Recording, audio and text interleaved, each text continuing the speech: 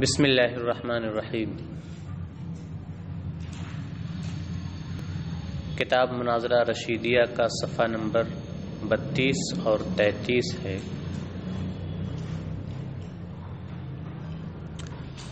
مجلس برکات کا نسخہ ہے اور متن کی عبارت ہے والسائل من نصب نفسه لنفیہ۔ ماتن علیہ الرحمہ نے مدعی کی تعریف ذکر کرنے کے بعد اب سائل کی تعریف ذکر کی ہے، کیونکہ جب مدعی کسی چیز کا دعویٰ کرتا ہے تو پھر فریق مخالف اس پر اعتراض کرتا ہے، اس پر سوالات قائم کرتا ہے، تو فریق مخالف جو سوالات قائم کرنے والا ہے اسے کیا کہتے ہیں؟ سائل کہتے ہیں۔ تو سائل کسے کہیں گے، اس کی تعریف، اصطلاحی تعریف کیا ہے، یہ بیان کر رہے ہیں۔ مدعی نے جو دعویٰ قائم کیا ہے اس دعویٰ کی نفی کرنے کے لیے جو شخص اپنے آپ کو آمادہ کرے، تیار کرے، جو شخص مدعی کے دعویٰ کی نفی کے لیے کھڑا ہو، نفی پر کوئی دلیل قائم کیے بغیر، دلیل قائم نہ کرے، صرف کیا کرے؟ نفی کرے۔ جو شخص مدعی کے دعویٰ کی بلا دلیل نفی کے لیے کھڑا ہو، اپنے آپ کو تیار اور آمادہ کرے، اسے کیا کہیں گے؟ سائل کہیں گے۔ تو سائل کی یہ تعریف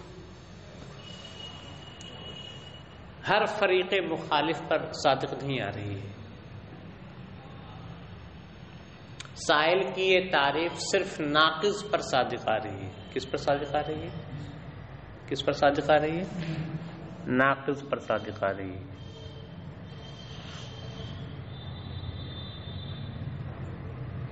کیونکہ ناقض مدعی کی دلیل کو کیا کرتا ہے؟ باطل کرتا ہے، اس کی نفی کرتا ہے۔ مدعی نے جو اپنے مدعا پر دلیل قائم کی ہے، اس دلیل کو ناقص کیا کرتا ہے؟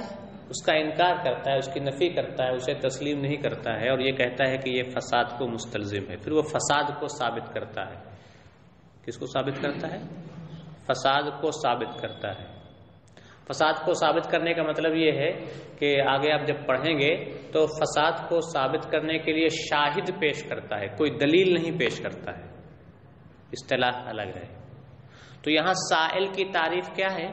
سائل وہ ہے جو مدعی کے دعویٰ کی نفی کے لیے مدعی کے دعویٰ کی نفی کے لیے خود کو کھڑا کرے، آمادہ کرے، اس پر کسی قسم کی دلیل قائم کیے بغیر۔ اچھا، اور جو فریق مخالف ہوتا ہے اس کی کئی صورتیں، کبھی وہ ناقض ہوگا، کبھی وہ کیا ہوگا؟ کبھی وہ مانع ہوگا اور کبھی وہ معارض ہوگا۔ مانع کب ہوگا؟ مدعی نے جو دلیل قائم کی ہے اس دلیل کے کسی مقدمہ معینہ پر وہ دلیل کا مطالبہ کرے گا۔ کیا کرے گا؟ دلیل کا۔ تو یہ بھی ایک قسم کا اعتراض ہے، لیکن مدعی کے دعویٰ کی نفی نہیں ہے۔ بس یہاں کیا کیا جا رہا ہے کہ آپ نے جو دلیل پیش کیا اس دلیل کے فلاں مقدمے پر دلیل پیش کیجیے۔ اب تو مانع اس تعریف کی روح سے سائل نہیں ہوگا، کیونکہ سائل مدعی کے دعویٰ کی نفی کرتا ہے، اور یہ کیا ہے؟ مدعی کے دعویٰ کی نفی نہیں کر رہا ہے، بلکہ اس کی پیش کردہ دلیل کے ایک مقدمہ معینہ پر دلیل کا مطالبہ کر رہا ہے۔ ٹھیک ہے؟ تو سائل کی یہ تعریف مانع پر صادق نہیں آ رہی ہے۔ معارض کسے کہتے ہیں؟ معارض اسے کہتے ہیں جو مدعی کے دعویٰ کی نقیض کو دلیل سے ثابت کرے، جو مدعی کے دعویٰ کی نقیض پر دلیل کیا کرے؟ قائم کرے۔ لہذا سائل کی تعریف معارض پر بھی صادق نہیں آ رہی ہے، کیونکہ معارض اسے کہتے ہیں جو مدعی کے دعویٰ کی نفی کرے دلیل قائم کیے بغیر۔ لہذا سائل کی تعریف نہ مانع پر صادق آ رہی ہے اور نہ معارض پر، صرف ناقض پر صادق آ رہی ہے کہ ناقض اسے کہتے ہیں جو مدعی کے دعویٰ، مدعی کی دلیل کا کیا کرتا ہے؟ ابطال کرتا ہے، اس کی نفی کرتا ہے، کوئی ایسا شاہد پیش کر کے جس شاہد سے یہ معلوم ہوتا ہے کہ دلیل فساد کو کیا ہے؟ مستلزم ہے۔ شاہد پیش کرتا ہے، دلیل نہیں پیش کرتا ہے۔ لہذا سائل کی یہ تعریف صرف اور صرف کس پر صادق آ رہی ہے؟ ناقض پر صادق آ رہی ہے۔ اسی لیے کہ سائل کی یہ تعریف تو صرف ناقض پر صادق آ رہی ہے، مانع اور معارض پر صادق نہیں آ رہی ہے، اسی لیے سائل کی ایک اور تعریف بھی کی گئی ہے جو اس سے عام ہے اور معارض اور مانع دونوں کو کیا ہے؟ شامل ہے۔ تو اس تعریف کو بھی کیا ہے؟ ماتن علیہ الرحمہ نے ذکر کیا ہے، اور ماتن علیہ الرحمہ نے سائل کی عام تعریف ان لفظوں میں کی ہے کہ سائل اسے کہیں گے جو اس حکم کے خلاف کا قول کرے جو قول مدعی نے کیا۔ مدعی نے جو قول کیا ہے، مدعی نے جو کلام پیش کیا ہے، مدعی نے جو بات پیش کی ہے، مدعی کی پیش کردہ بات کے خلاف یہ کیا کرے؟ بات پیش کرے۔ تو یہ تعریف سائل کی عام ہے جو مانع پر بھی صادق آئے گی اور معارض پر بھی صادق آئے گی اور نقیض پر بھی صادق آئے گی۔ ٹھیک ہے صاحب؟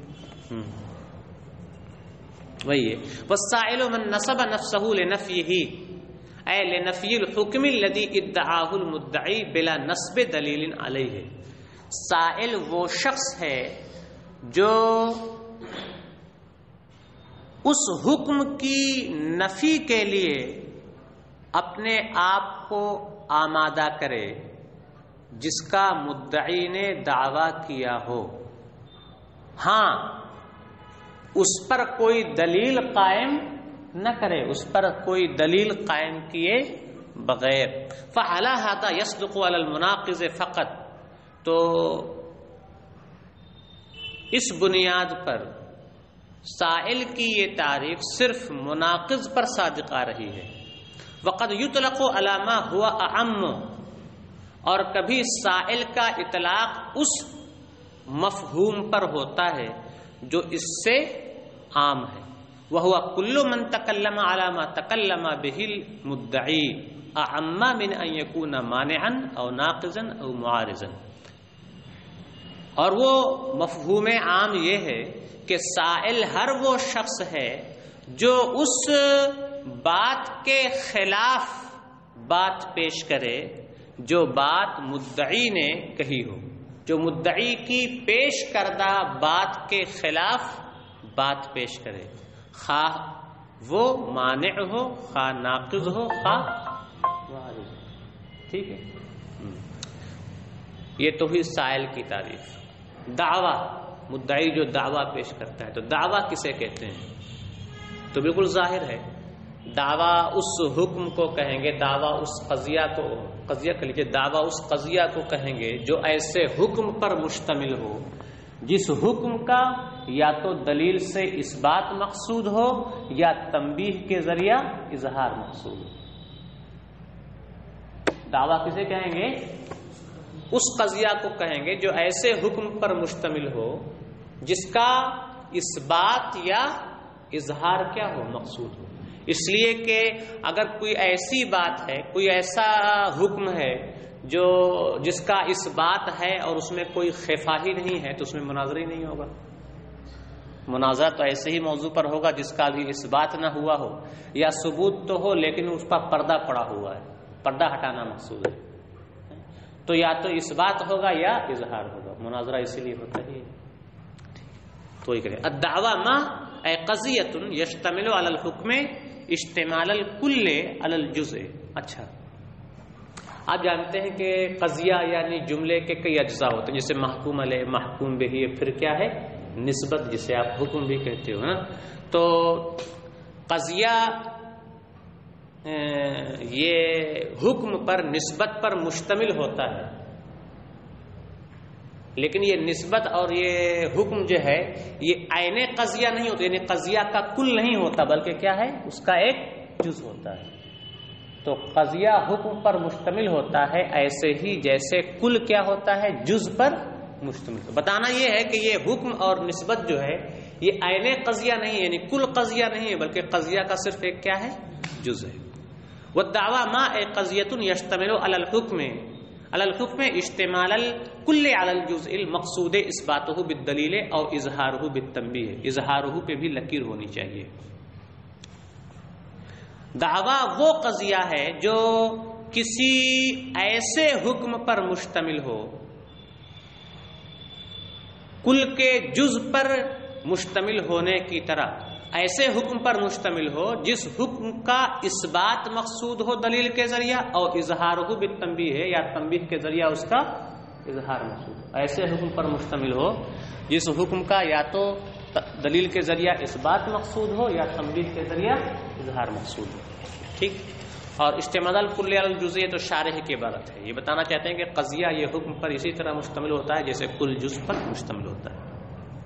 دعویٰ وہ قضیہ ہے جو ایسے حکم پر مشتمل ہو جس کا دلیل کے ذریعہ اثبات یا تنبیہ کے ذریعہ اظہار مقصود ہو. اور قضیہ کا حکم پر مشتمل ہونا ایسے ہی ہے جیسے کل کا جز پر مشتمل ہونا ہوتا ہے. آگے بڑھیں. اب ایک اعتراض ہے، بہت ہلکا سا اعتراض ہے. اعتراض یہ ہے کہ آپ نے حکم کو ایک قید کے ساتھ مقید کیا ہے کہ دعویٰ وہی قضیہ ہو سکتا ہے جو ایسے حکم پر مشتمل ہو جس کا دلیل سے اثبات یا تنبیہ سے اظہار مقصود. حالانکہ ایک حکم اور ہوتا ہے جس کا نہ دلیل سے جس کو نہ دلیل سے ثابت کرنے کی ضرورت پڑتی ہے اور نہ تنبیہ کے ذریعہ ظاہر کرنے کی ضرورت پڑتی ہے، بلکہ وہ بالکل واضح ہوتا ہے، نمایاں ہوتا ہے، فوراً ہی لوگوں کی کیا ہے سمجھ میں آ جاتا ہے. ٹھیک ہے صاحب. تو دعویٰ کی تعریف تو اس حکم کو مشتمل نہیں ہوگی جو بالکل ظاہر ہو، بدیہی اولی ہو. جیسے سورج روشن ہے، سورج کیا ہے روشن ہے، یہ ایک جملہ ہے، ایک قضیہ ہے، یہ ایک حکم کو مشتمل ہے اور وہ حکم کیا ہے سورج کا روشن ہونا. ٹھیک ہے. تو اس پہ بھی تو مناظرہ ہو سکتا ہے. حالانکہ دعویٰ کی یہ تعریف اس کو شامل نہیں ہے کیونکہ یہاں کیا ہے سورج کا روشن ہونا یہ ایسا حکم ہے جس کو نہ دلیل سے ثابت کرنے کی ضرورت ہے اور نہ تنبیہ سے ظاہر کرنے کی ضرورت ہے. تو تعریف اس طرح کے دعووں کو شامل نہیں ہوگی. دعویٰ کی یہ تعریف اس طرح کے دعووں کو شامل نہیں ہوگی جہاں یہ دعویٰ کیا جائے کہ سورج جو ہے روشن نہیں ہے.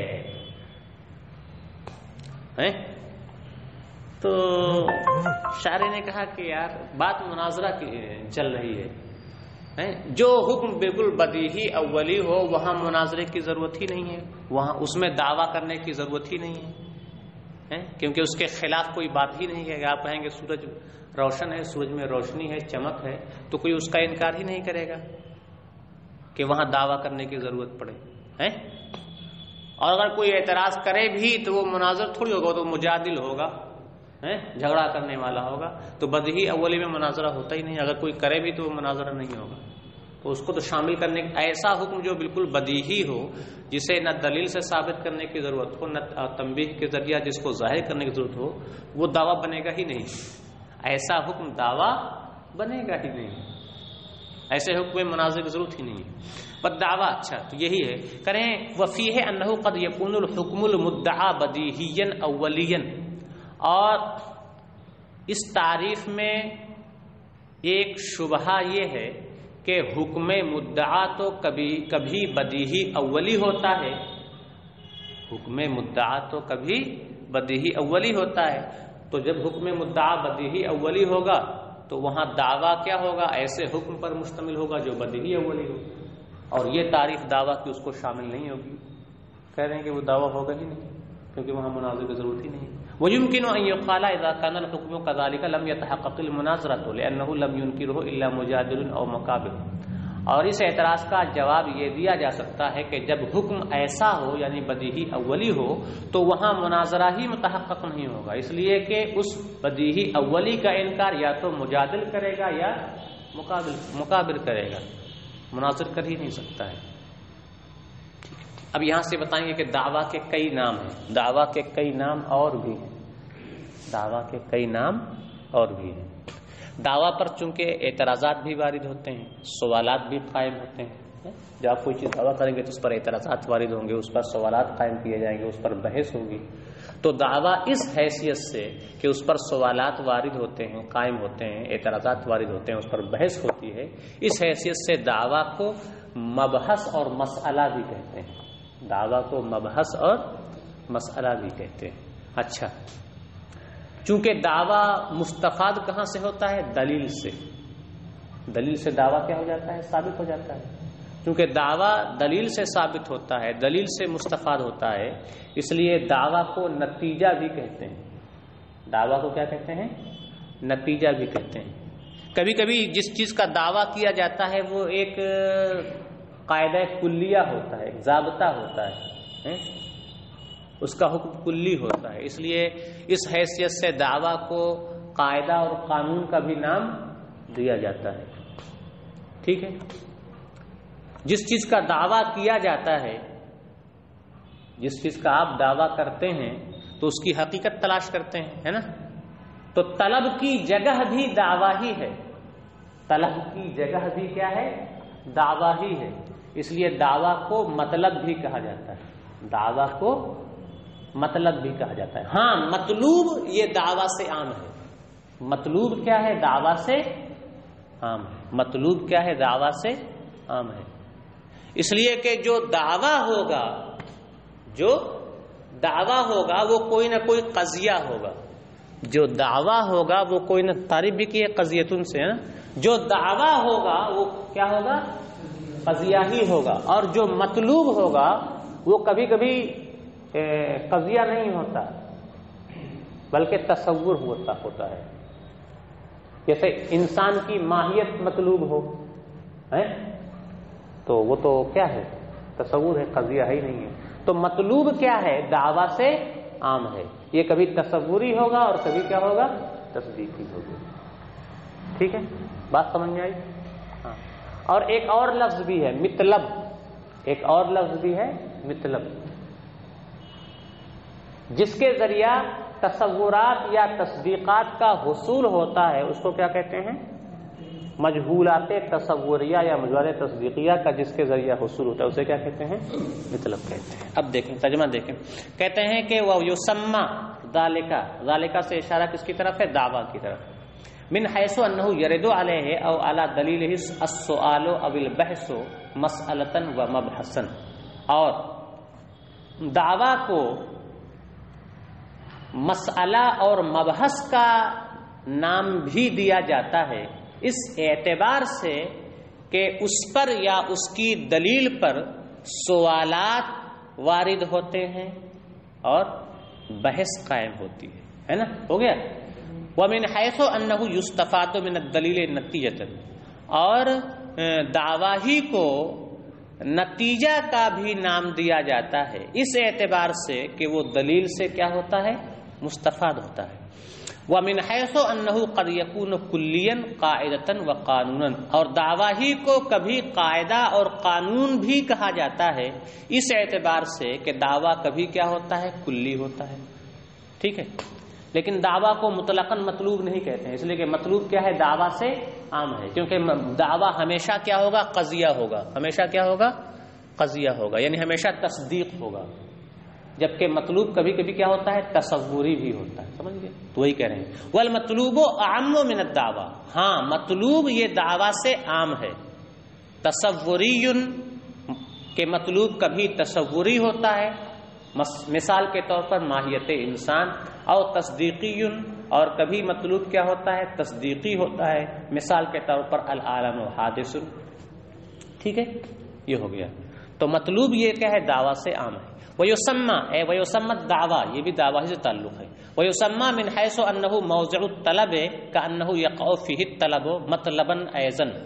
اور دعویٰ کو مطلب کا نام بھی دیا جاتا ہے اس اعتبار سے کہ طلب کی جگہ وہی ہے، گویا کہ طلب اسی میں واقع ہو رہی ہے. ٹھیک ہے. وقد يقال المطلب دون المطلوب، اور کبھی دعویٰ کو مطلب بھی کہا جاتا ہے، نہ کہ نہیں دعویٰ کو نہیں. وقد يقال المطلب دون المطلوب لما يطلب به التصورات والتصدیقات. اور کبھی مطلب نہ کہ مطلوب اس چیز کو کہا جاتا ہے جس کے ذریعہ مجہولات تصوریہ یا مجہولات تصدیقیہ حاصل کیے جائیں. مثل قولہم الانسان ما ہوا، مثال کے طور پر مناطقہ کا قول الانسان ما ہوا، یہ کیا ہے؟ مجہول تصوری کی طلب کے لیے اس کی وضع ہوئی ہے، تو یہ کیا ہے؟ مطلب ہے. اور تصدیق کی مثال کما یقال هل العالم حادث، اور جیسا کہ کہا جاتا ہے کیا عالم حادث ہے، یہ کیا ہے؟ مطلب تصدیقی. ٹھیک ہے سر، آج کا سبق یہیں پر مکمل ہوتا ہے. السلام علیکم ورحمۃ اللہ وبرکاتہ.